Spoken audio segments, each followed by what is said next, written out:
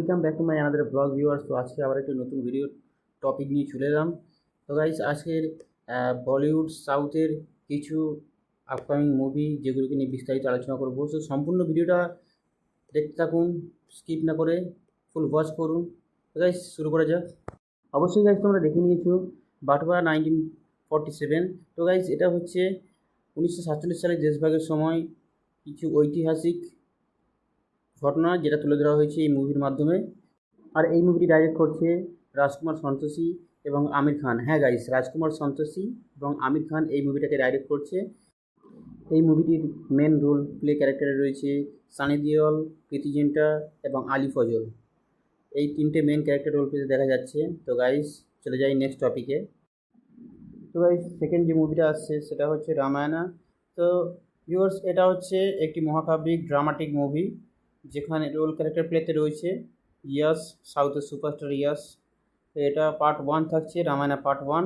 বেশি দেরি না করে চলে যাই নেক্সট টপিকে। তো গাইস, তোমরা অবশ্যই থাম্বনেইলতে দেখে নিয়েছো ধামাল 4। হ্যাঁ গাইস, ধামাল 4 অজয় দেবগানের আরও একটি ফুল কমেডি মুভি হতে চলেছে ধামাল 4, যেখানে আমরা ধামাল 3তে যতগুলো ক্যারেক্টার দেখেছিলাম সবই ক্যারেক্টার থাকবে ধামাল 4তে। আরও কিছু নতুন নতুন ক্যারেক্টার অ্যাড হবে। তো গাইস, ধামাল 4 খুবই বলবো না, সবথেকে বড় ড্রামাটিক ফিল্ম হতে চলেছে বলিউডে।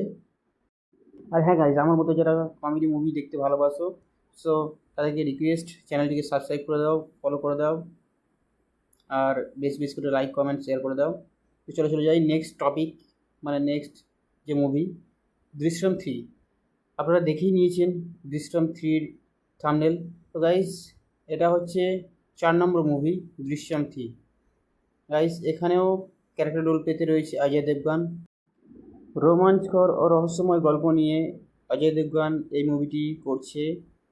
এই মুভিতে গাইস শুধু বলিউড নয়, সাউথেরও সুপারস্টারদেরকে দেখা যাবে।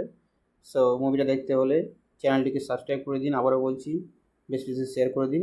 চলে যাই next topic, last topic guys আজকে। তো তোমরা ভালো করে দেখে নাও থাম্বনেলটা গাইস। সর্বশেষ টপিক বারাণসী। তো গাইস, তোমরা থাম্বনেল দেখে নিয়েছো আর বুঝতেও পেরে গেছো যে মুভিটা কোন লেভেলের হতে চলেছে। হ্যাঁ গাইস, এটি একটি ধার্মিক মহাকাব্যিক চলচ্চিত্র। এই মুভিটাকে পরিচালিত করেছে S Rajamouli. Guys, S Rajamouli এখনও পর্যন্ত কোনো মুভি ফ্লপ করেনি। এই মুভিটির মেন ক্যারেক্টার রোল প্লেতে আছে মহেশ বাবু অ্যান্ড প্রিয়াঙ্কা চোপড়া। নামটা শুনে তো তোমরা অবশ্যই বুঝে গেছো যে মুভিটা কেমন হতে চলেছে গাইস। মুভিটা আগেও বলেছি এটা একটি ধার্মিক মুভি হতে চলেছে। তো গাইস, ভিডিওটা ভালো লাগে থাকলে অবশ্যই করে লাইক কমেন্ট সাবস্ক্রাইব করে দিও, আর হ্যাঁ বেশি বেশি করে শেয়ার করে দিও। আজ এই পর্যন্ত, আবার আসছি নেক্সট টপিকে বড় বড় সিনেমাটিক আপডেট নিয়ে।